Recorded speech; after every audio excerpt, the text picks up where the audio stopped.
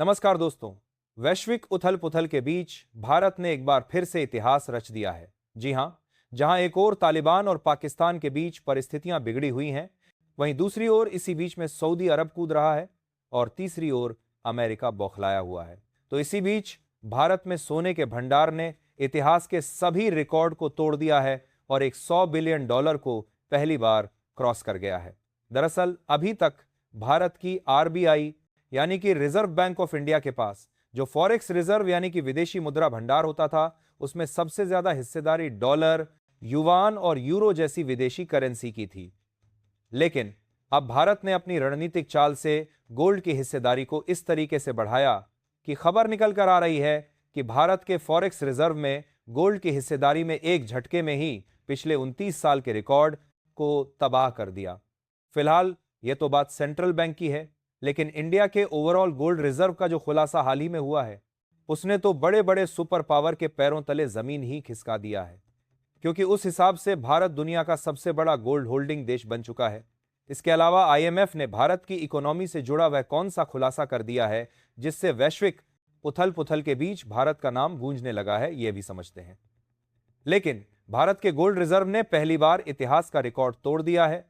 उसके लिए आगे बढ़ने से पहले इस वीडियो को लाइक करके चैनल को सब्सक्राइब जरूर कर लीजिए, क्योंकि आपके लिए तो 1 सेकंड का काम है, लेकिन इससे हमारी बहुत बड़ी मदद होती है। सबसे पहले यह समझते हैं कि आखिरकार भारत ने इतिहास का रिकॉर्ड कैसे तोड़ा और फॉरेक्स रिजर्व में गोल्ड की हिस्सेदारी कैसे भारत की तस्वीर बदलने वाली है। दरअसल देखा जाए तो फॉरेक्स रिजर्व यानी विदेशी मुद्रा भंडार वह संपत्ति है जो किसी देश के पास विदेशी करेंसी, सोना और अन्य विदेशी निवेश के रूप में रखी जाती है। यह भंडार इसलिए जरूरी है ताकि कोई देश अपनी अंतर्राष्ट्रीय लेन देन, इंपोर्ट एक्सपोर्ट और किसी भी इकोनॉमिक संकट के समय खुद को सुरक्षित रख सके। आसान शब्दों में कहें तो यह एक तरह का देश का अंतर्राष्ट्रीय बैंक बैलेंस है। भारत की बात करें तो रिजर्व बैंक ऑफ इंडिया यानी आरबीआई के पास पहले ज्यादातर हिस्सेदारी अमेरिकी डॉलर, यूरो और अन्य विदेशी करेंसी में थी। लेकिन हाल ही में भारत ने गोल्ड की हिस्सेदारी बढ़ाकर यह साबित कर दिया कि इकोनॉमिक सिक्योरिटी सिर्फ डॉलर में नहीं बल्कि सोने में भी हो सकती है। और इसी चाल ने पिछले 29 साल का रिकॉर्ड तोड़ दिया, जिससे भारत दुनिया में गोल्ड होल्डिंग के मामले में सबसे ऊपर आ गया। अब बात करते हैं भारत के कुल गोल्ड भंडार की। दुनिया को यही लगता था अभी तक कि भारत के पास सिर्फ 879 टन ही गोल्ड है जो कि आरबीआई अपने पास रखे हैं। लेकिन हमने आपको पहले भी कई बार बताया था कि भारत के लोग ही अपने पास इतना ज्यादा गोल्ड रखते हैं कि अगर उन सबको मिला दिया जाए तो दुनिया में सबसे ज्यादा गोल्ड होल्डिंग वाला देश भारत ही रहेगा। और हाल ही में जब मॉर्गन स्टैनली की रिपोर्ट्स में इसी बात का खुलासा हुआ तो दुनिया की कई देश हैरान हो गए। यहां तक कि अमेरिका भी हैरान हो गया, जो कि टॉप गोल्ड होल्डिंग वाला देश अभी तक माना जाता था। और आप भली भांति देख सकते हैं कि कैसे अमेरिका को 8000 से अधिक टन गोल्ड रिजर्व मानकर वाला एकदम टॉप पर बैठाया जाता था और भारत को 8वीं पोजीशन पर 880 टन के साथ। लेकिन मॉर्गन स्टैनली के अनुसार भारत के घरों में ही लगभग 34,600 टन सोना है, जिसकी वर्तमान कीमत $3.8 ट्रिलियन के आसपास है। मतलब यह कि भारत ने अपने छुपे हुए खजाने को पूरी दुनिया के सामने खोल दिया है और यही खजाना भारत को आर्थिक और रणनीतिक तौर पर सुपर पावर देशों के करीब ला रहा है।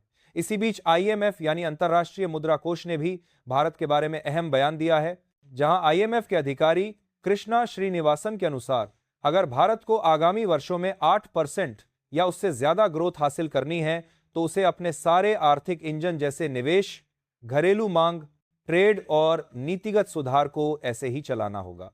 उन्होंने कहा कि खुला व्यापार और सुधार ही भारत की अर्थव्यवस्था को सुपर स्पीड पर दौड़ाने का रास्ता है और देखा जाए तो भारत अभी उसी रास्ते पर चल भी रहा है। तो दोस्तों, अब आप समझ गए कि भारत का गोल्ड रिजर्व सिर्फ धन का भंडार नहीं बल्कि रणनीतिक ताकत भी है। यही वजह है कि वैश्विक स्तर पर भारत का नाम गूंजने लगा है और छोटे छोटे देशों से लेकर सुपर पावर तक भारत की ताकत को नजरअंदाज नहीं कर सकते। अब बात करते हैं भारत के फॉरेक्स रिजर्व और गोल्ड रिजर्व की तुलना की। तो देखिए, भारत के कुल फॉरेक्स रिजर्व अब लगभग $698 अरब तक पहुंच गए हैं। इसमें सोने का हिस्सा पहले काफी कम था, लेकिन अब गोल्ड की हिस्सेदारी बढ़कर एक $100 बिलियन से अधिक हो चुकी है, जिसने 29 साल के रिकॉर्ड को तोड़ दिया है। आसान भाषा में कहें तो भारत ने अपने विदेशी मुद्रा भंडार में सुरक्षा और स्थिरता के लिए सोने को केंद्र में रखा है। इसका मतलब सिर्फ इतना नहीं कि भारत के पास ज्यादा सोना है, इसका असर वैश्विक आर्थिक स्थिति पर भी पड़ता है। जैसे जैसे भारत का गोल्ड रिजर्व बढ़ता है, दुनिया में भारत की आर्थिक ताकत और भरोसेमंदी भी बढ़ती है। यही वजह है कि अमेरिका और यूरोप जैसे देशों की नजर अब भारत पर है, क्योंकि भारत ने सुपर पावर देशों के नक्शे में अपनी जगह मजबूत कर ली है। अब आते हैं भारत के छुपे हुए खजाने की तरफ। भारत के घरों और मंदिरों में रखे सोने की मात्रा लगभग 34,600 टन है, जो दुनिया के किसी भी देश के घरेलू सोने से कई गुना ज्यादा है। इसका मतलब है कि अगर भारत चाहे तो अपनी अर्थव्यवस्था को मजबूत करने या वैश्विक बाजार में कदम रखने के लिए यह साल का सोना इस्तेमाल कर सकता है। मॉर्गन स्टैनली की रिपोर्ट के अनुसार यह छुपा खजाना 3.8 ट्रिलियन के बराबर है, जो कि भारत के फाइनेंशियल और रणनीतिक अधिकारों को और भी मजबूती देता है। वैश्विक प्रतिक्रिया की बात करें तो आईएमएफ और अन्यति के साथ समझार कर रहे अंतरराष्ट्रीय संस्थाएं भारत की इस चाल को ध्यान से देख रही हैं। हालांकि कुछ बड़ी एजेंटियों ने इस बात की सलाह दी है कि भारत को अभी भी अपने सभी आर्थिक इंजन जैसे निवेश, व्यापार, घरेलू मांग और नीतिगत सुधार को पूरी ताकत से चलाना होगा। यानी केवल गोल्ड का बढ़ना ही काफी नहीं, बल्कि भारत को पूरा आर्थिक ढांचा सक्रिय रखना होगा। इसके अलावा आप लोग इस बात को अच्छी तरीके से जानते होंगे कि भारत जब भी कोई सामान्य विदेश से इंपोर्ट करता है तो उसका पेमेंट इन्हीं विदेशी मुद्रा भंडार में होता है।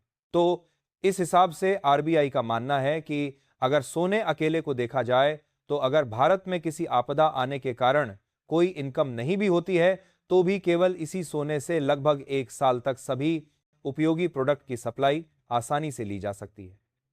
और एक बात ध्यान रखिए दोस्तों, भारत की आर्थिक ताकत अगले कुछ दशकों में आसमान छूने वाली है।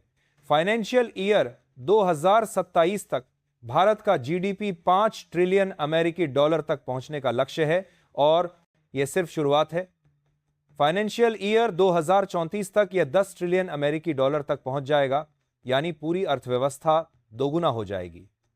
फाइनेंशियल ईयर 2043 में भारत 20 ट्रिलियन अमेरिकी डॉलर के स्तर तक पहुंचकर लगातार विस्तार की राह पर होगा और वित्तीय वर्ष 2048 तक हमारी अर्थव्यवस्था 30 ट्रिलियन अमेरिकी डॉलर के साथ वैश्विक दिग्गजों की कतार में खड़ा होगा। यह सफर सिर्फ आंकड़ों का नहीं, बल्कि भारत की तेजी से बढ़ती आर्थिक ताकत और विश्व स्तर पर पहचान का प्रतीक है। बाकी ओवरऑल गोल्ड रिजर्व के मामले में भारत ने सबको पीछे छोड़ दिया है। उसके लिए कमेंट बॉक्स में भारत को बधाई जरूर दें और इस वीडियो को लाइक करके अपने मित्रों तक शेयर करें ताकि उन्हें भी जानकारी मिल सके। इसी तरह और भी नॉलेजेबल वीडियो देखने के लिए चैनल को सब्सक्राइब करके बेल आइकन को ऑल पर जरूर सेलेक्ट करें। जय हिंद।